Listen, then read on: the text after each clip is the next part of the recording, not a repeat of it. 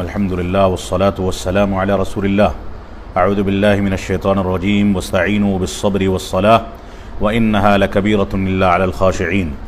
अल्लाह रब्बुल आलमीन ने सूरतुल बकरा की आयत नंबर 45 में इरशाद फरमाया कि अगर तुमको अल्लाह रब्बुल आलमीन से मदद तलब करनी है तो सब्र करके और नमाज़ों का क़याम करके, नमाज़ों की पाबंदी करके अल्लाह रब्बुल आलमीन से मदद तलब करो। और ये चीज़ अल्लाह रब्बुल आलमीन से डरने वालों के लिए मुश्किल नहीं है, लेकिन जो लोग अल्लाह रब्बुल आलमीन का खौफ नहीं रखते, उसका तक़वा नहीं रखते, उनके लिए सब्र करना और नमाज़ों की पाबंदी करना ये एक मुश्किल काम है। आज के दर्स में मैं एक ऐसे हसास और सेंसिटिव मसले के बारे में आपसे गुफ्तगू करना चाहता हूँ जिस पर मुसलसल दिल्ली और दिल्ली के बाहर के बहुत सारे हमारे अहबाब सवालात कर रहे हैं। और वो सवाल ये है कि क्या जब हालात मुल्क के बिगड़ते हैं तो ऐसी सूरत हाल में सलफ़ी मकतब फ़िक्र के अफराद और उलमा और जमाअत अहले हदीस के उलमा और कायदीन इस बात की इजाज़त देते हैं कि मुज़ाहिरे और प्रोटेस्ट किए जा सकते हैं कि नहीं किए जा सकते।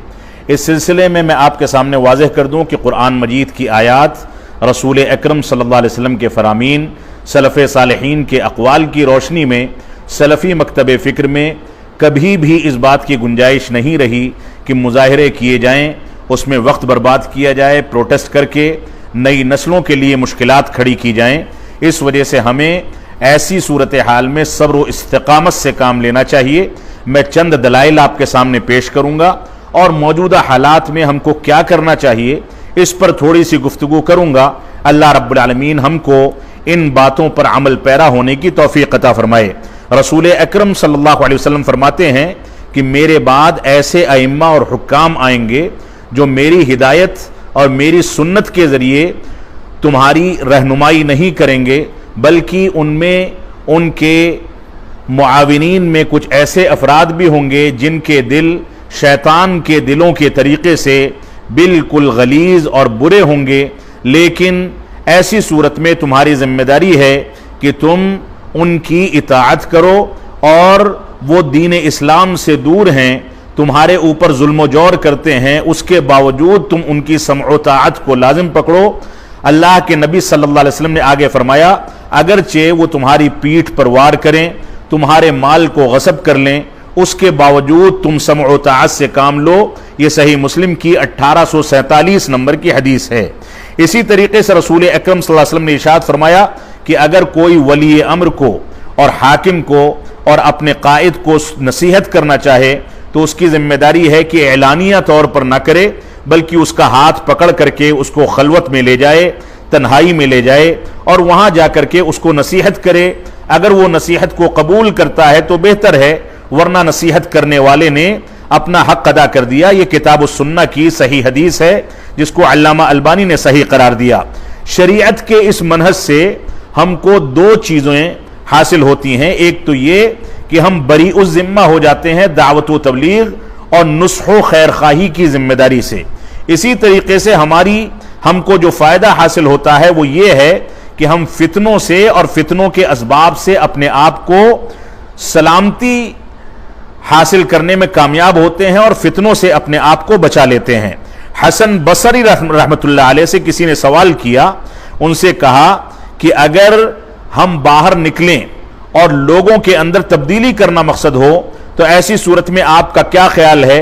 तो उन्होंने फरमाया, इन्नमा युगय्यिरु बित्तौबती वला युगय्यिरु बिस्सैफ, कि हथियारों के जरिए भीड़ भाड़ करके किसी चीज में तब्दीली नहीं होती, बल्कि मजीद फसाद खड़ा होता है।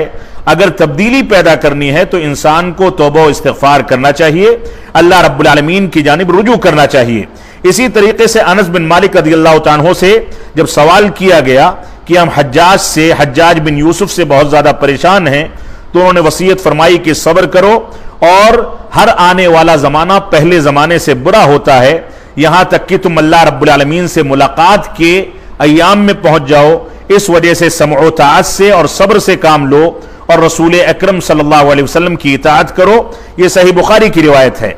आप उलमाए किराम में देखें, मौजूदा दौर के माजी करीब के उलमाए किराम में इब्न बाज रहमतुल्लाह अलैह, इब्न उसैमीन रहमतुल्लाह अलैह, अल्लामा अलबानी और दीगर बहुत सारे सलफी उलमाए किराम ने मुजाहिरात को और प्रोटेस्ट को सिरे से हराम करार दिया है, लिहाजा हमको इससे बचना चाहिए। इसी सिलसिले में अगर हम मजीद गहराई से मुताला करें तो आप देखें इमाम अहमद बिन हंबल रहमतुल्लाह अलैह जब फितने खल्क़े कुरान में आजमाए गए, उनको जेल की सलाखों के पीछे डाल दिया गया, उन पर जुल्म जोर किया गया, तो उन्होंने अपने मुत्तबईन से, अपने शागिर्दों से साफ कह दिया कि मैं ये नहीं चाहता कि खून बहे, लिहाजा तुम लोग सब्र से काम लो और फितनों से बचो, क्योंकि फितने जब भड़कते हैं तो खून बहता है, लोगों के माल लोगों के लिए हलाल हो जाते हैं, लूटमार मचती है। इसी तरीके से अल्लाह रब्बुल आलमीन के दीन की मुखालफत की जाती है। और इसी तरीके से जब लोगों ने, उनके शागिर्दों ने कहा कि आज भी लोग फितने में मुब्तला हैं, तो उन्होंने फरमाया कि यह फितना जो है खास है कुछ लोगों के साथ। अगर फितना मजीद बढ़ेगा और हथियार उठेंगे, लोग भीड़ भाड़ करेंगे, तो अम्मतिल फितना, फितना आम हो जाएगा। लिहाजा खास फितना जो चंद लोगों के साथ खास हो, वो आम फितने से कहीं ज्यादा बेहतर होता है, हमें उससे बचना चाहिए। इसी तरीके से फितने खल्क़े कुरान में इमाम अहमद बिन हंबल रहमतुल्लाह अलैह ने अपने शागिर्दों से पूछा कि तुम लोग क्या चाहते हो, तो उन लोगों ने जब ये कहा कि हम उमरा से और हुक्काम से राजी नहीं हैं, तो उन्होंने फरमाया कि नहीं, उनकी इताअत से तुम हरगिज पीछे ना हटना और उनकी इताअत करते रहो। मैं नहीं चाहता कि तुम्हारा खून बहे और तुम्हारे साथ मुसलमानों का खून बह पड़े। इस वजह से अल्लाह रब्बुल आलमीन की तरफ रुजू करो, सब्र से काम लो।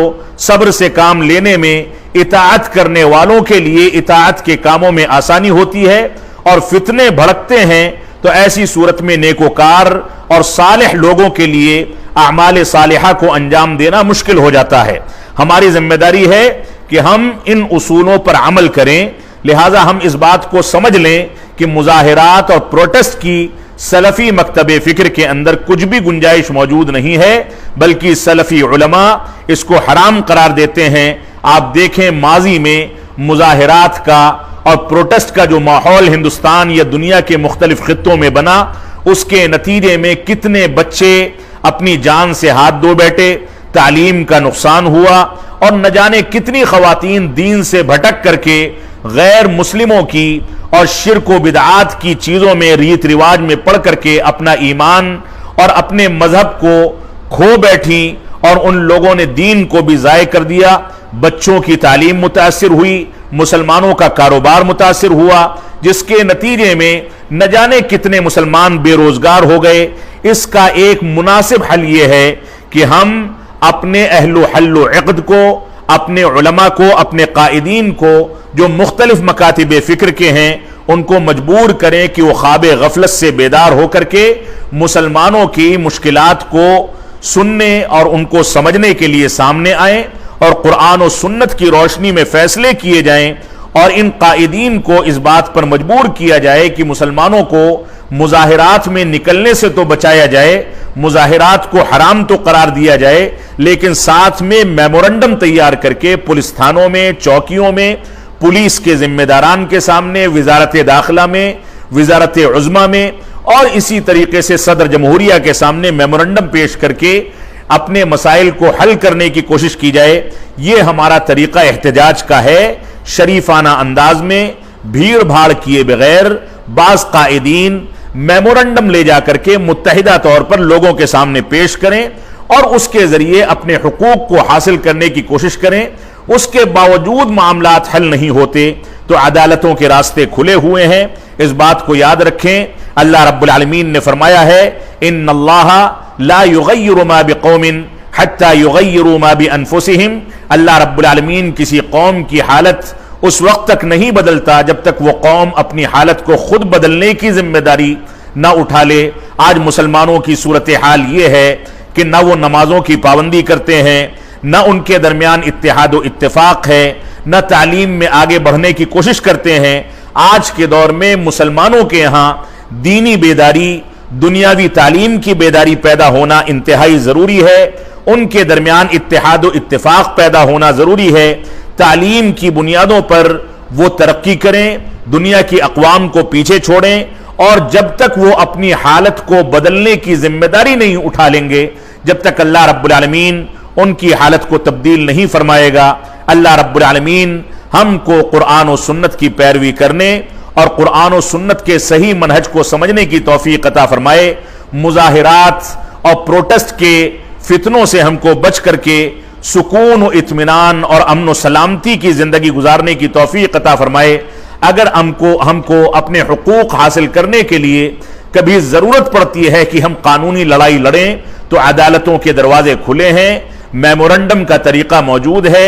हमारे कायदीन को मजबूर किया जाए कि वो ख्वाब गफलत से उठ करके बेदार हों और लोगों से बातें करके मसाइल को हल करने की कोशिश करें।